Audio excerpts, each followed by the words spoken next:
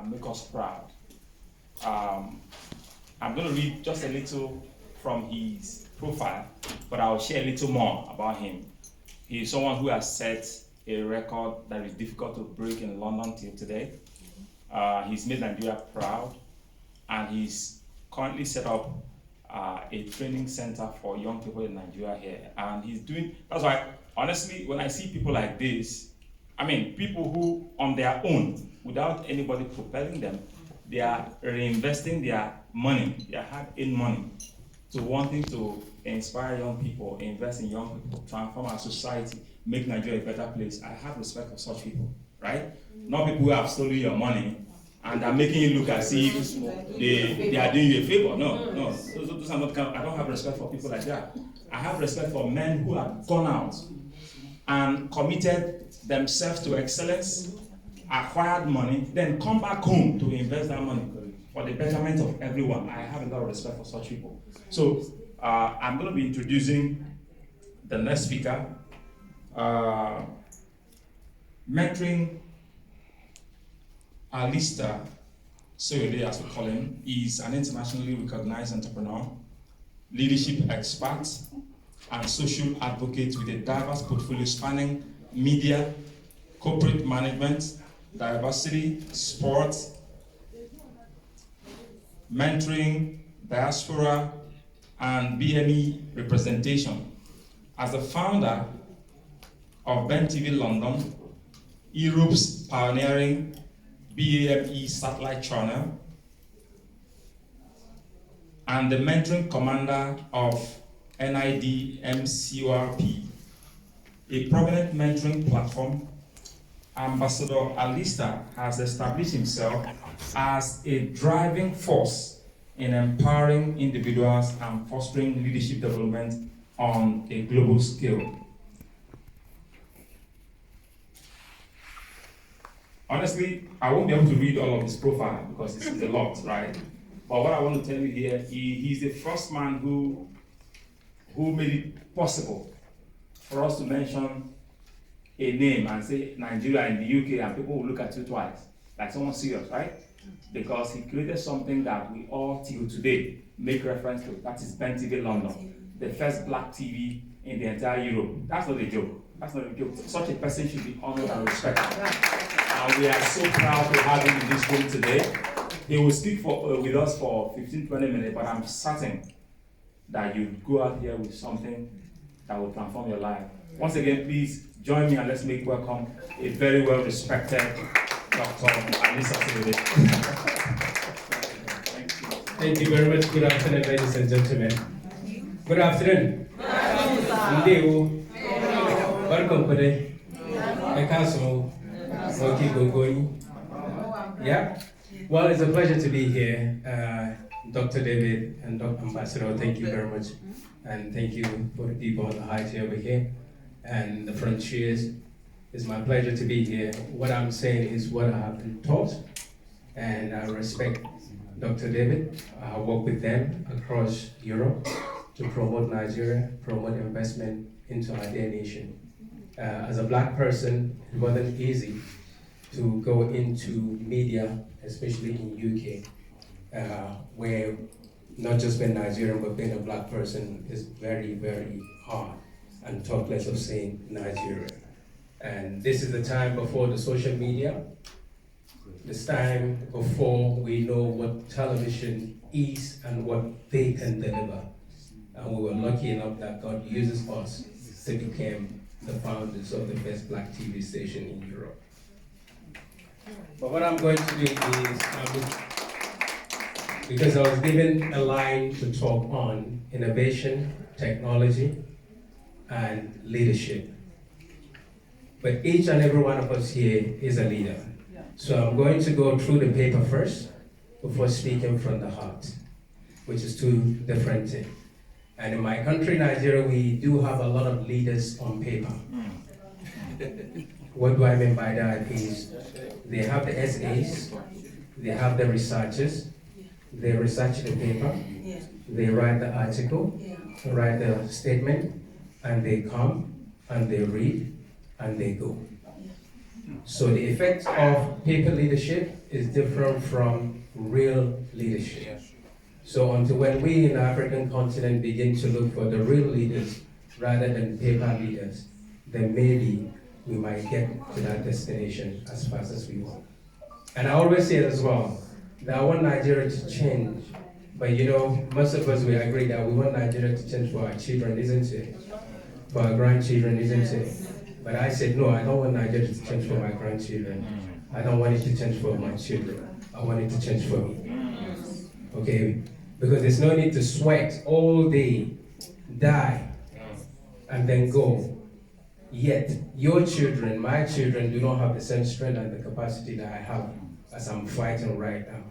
What they're seeing is things getting worse or the same, but not yet better. And that's why the syndrome of Japa is coming into effect. But even as people are Japaning, there are others that are on Japaning back. So empower her training for small businesses in Nigeria. Leadership is not about in charge. It is about taking care of those in your charge. Okay.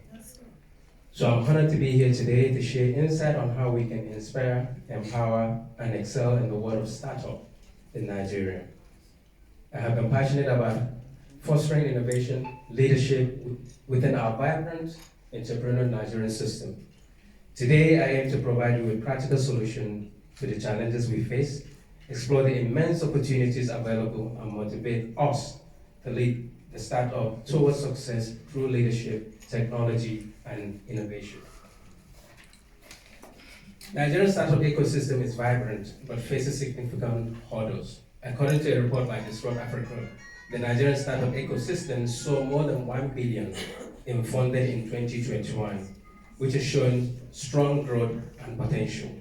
But challenges include access to capital, market penetration, and regulatory issues. To register a company here demand quite a lot of things.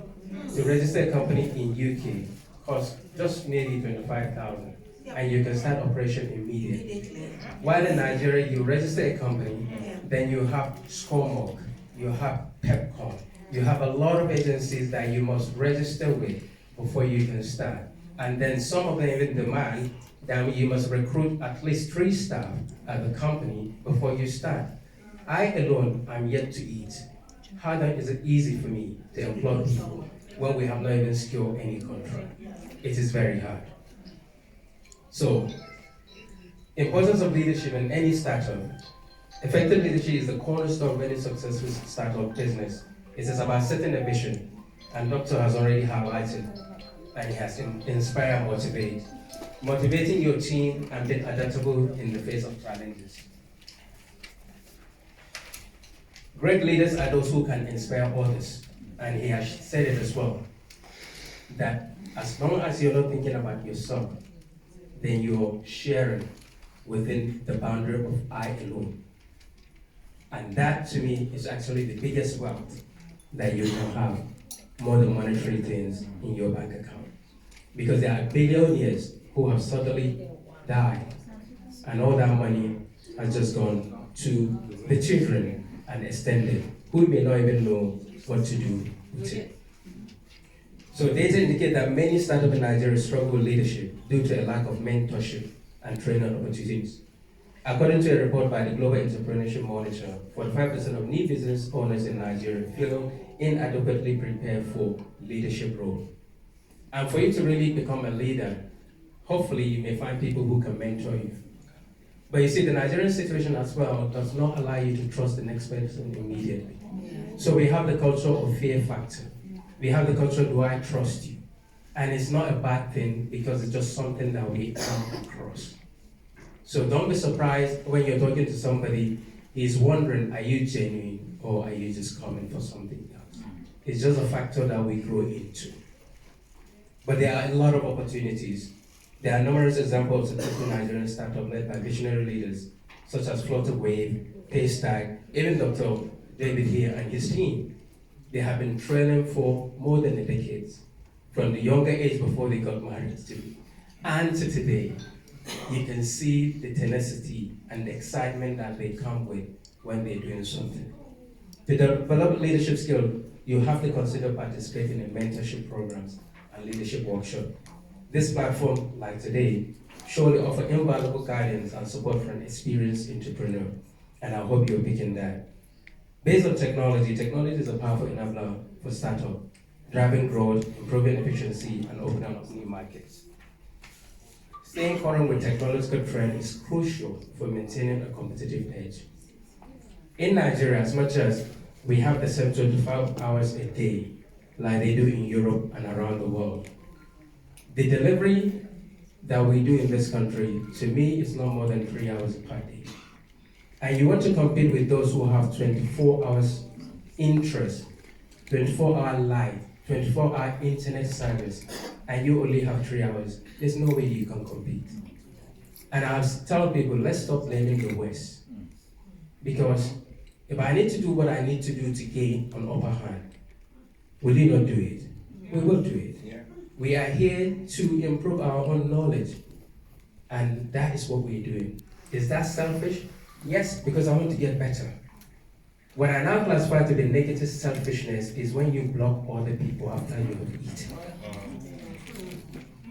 That to me is negative selfishness. But you can allow other people to eat without touching what you have already eaten. Having a good life is my sweat, but blocking other people to have good life is what I classify negative. So the challenges are: access to technology remains a significant challenge, limited funding, inadequate infrastructure, and the digital divide hinder many startups from leveraging technology effectively. Data from the Nigerian Communication Commission shows that internet penetration is around 50%, leaving a substantial portion of the population underserved. Despite these challenges, the tech sector in Nigeria is booming. Companies are there who have shown what is possible, and new emerging companies are all coming over. To overcome tech barriers, startups can utilize affordable tech solutions, tap into online resources, engage in tech companies. Collaborating with tech companies as well in Nigeria can provide access to resources and networking opportunities. The last point they gave me is innovation. Innovation is about creating value in new ways, whether through products, services, and processes. It requires a mindset of creativity and risk-taking. When I talk about risk-taking, I think almost every Nigerian always take risks on a daily basis. Even to come here, sometimes is a risk. I have been I'm headed out of this place immediately, but to find a flight, it's not easy. So right now I'm taking the risk of running towards the airport. Maybe somebody may not turn up. Maybe somebody may identify me and bless me so that I can move to the next destination. So innovation is about creating those new values. What are the challenges in innovation? Innovative efforts are often stifled by limited research and development funding and regulatory barriers. Now, these regulatory things are what I'm talking about: the CSC, the demand. We want to register company, but make it easy for those who want to register a company to be able to do that. The World Bank report that only 10% of Nigerian startups receive funding for innovation, highlighting a significant gap that needs to be addressed. Nevertheless, there are inspiring stories of innovation in Nigeria. Startups like Fancro, Namel, Light Bank, and many others are revolutionary in the agricultural and healthcare sector. To foster an innovative culture, we encourage everybody today to have a brainstorming session and create a safe space for experimentation with your team and with the people that you believe know what you're doing. Let's embrace failure. Failure is not the end of the journey. Failure is actually the beginning. Yeah. Once there was a Nigerian president that tried 3 times before becoming a president. He has given up, and other people do not think he can. That's a different story. So don't give up. To address these challenges, startups should focus on building strong networks. So each and every one of us here, think about building a network. Think about people that can help you. Other people next door or global. And when you talk about global, you're talking about almost all of us in this room have access to the same destination that Oyibo man has, because you have the internet. That's where they do the research. That's where they get their information. Utilize it. But you see, I tend to say that every time you're on your mobile phone and reading other people's story, you're actually wasting your time. Because you're reading the other person's story that is not adding tech, or it's not adding the value of the business that you're looking for. It may add value on the story that you want, so that when you go out, you can talk socially, but does it add value to your life and to your business? So let's take advantage of opportunities by staying informed about market trends, government programs. Continuous learning and adaptation are essential. Let's invest in skill development for ourselves and our team. Let's remember as well, every successful entrepreneur started somewhere, often facing significant obstacles. There are many of them in Nigeria, many of them around the world, but I urge you to take concrete steps towards improving your leadership, embracing technology, and fostering innovation. Your role is crucial in driving Nigeria's economy forward. Believe in your vision, stay resilient, and never stop learning. Today, we discuss the importance of leadership, the role of technology, and the power of innovation in driving startup successes. We identify key challenges and explore practical solutions. In closing on the paper side, I want to remind you that the future of Nigerian entrepreneurship landscape is in your hand. You have the potential to lead, innovate, and make a significant contribution to the development of the most populous Black nation in the world, the country with more than 200 million people, different culture, different ethnic group, more than 300 of us.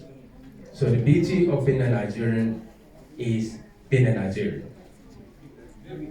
Now, when we talk about leaders, I happen to have a mingle within the Nigerian leadership space and within the Black community space in the United Kingdom, where due to my job which is media, I actually do not come from a media background.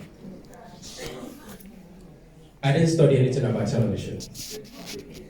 Technically, what I read agriculture. So I'm a farmer by my academic qualification. When I went to United Kingdom, come across almost everything that is negative is done by a Nigerian in those more than 2 decades ago. And I believe I should not be classified as such person. And I thought, what can I do to change the narratives? And this is, as I said, before the advent of social media.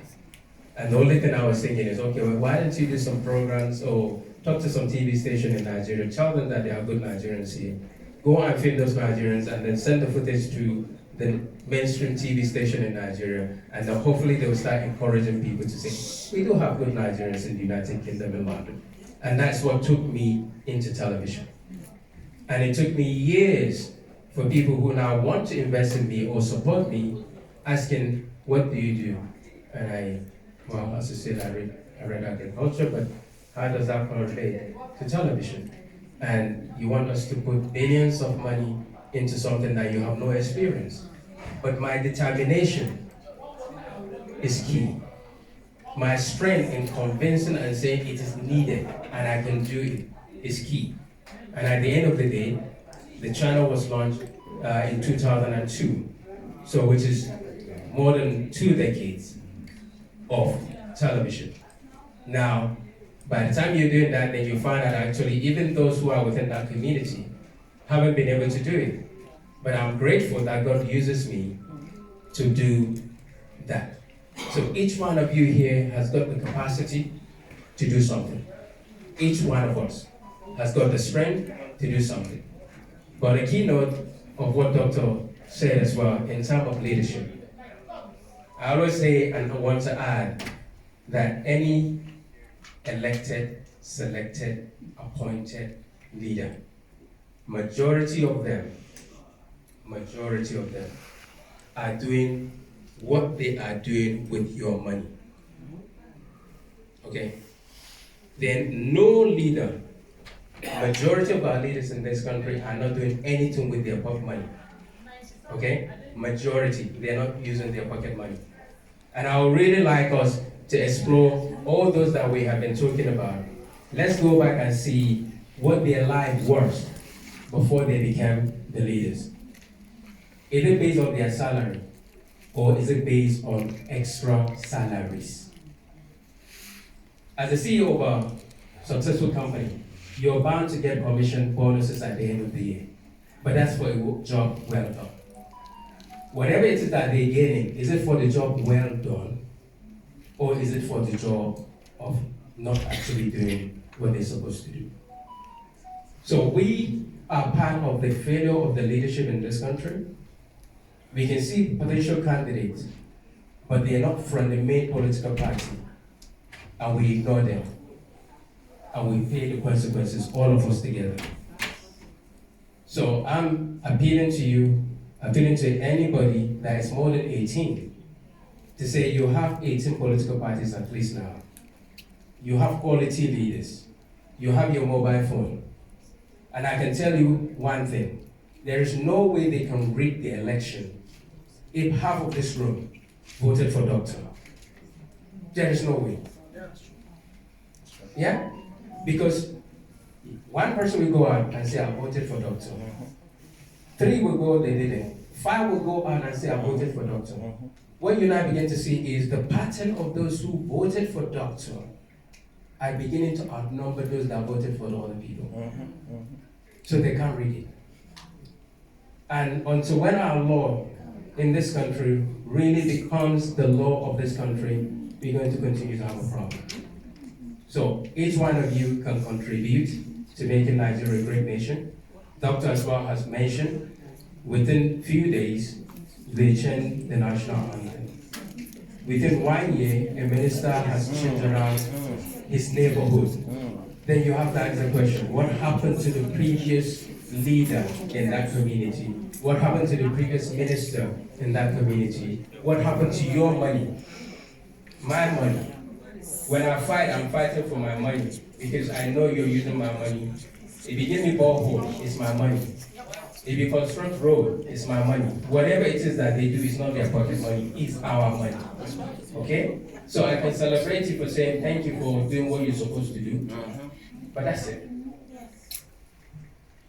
So we can suffer all of us together, and we can all rejoice together. In the olden days, Dr. David, I'm going to round up. In the olden days, I think there's a saying in Nigeria that we know whose house we are from. Like that.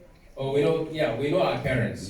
Okay, when they see you outside, they know who are your parents, and then what went wrong, what happened that now we can't say we know your roots, we know your house. Is it us then that partake in bringing out the morale, the quality, or is it them? So 2027 is coming around the corner. Honestly, my take is, if you're not happy with them, vote all of them out. And if you're happy with them, then please vote them again. And it's as ABCD. So I thank you very much for this opportunity.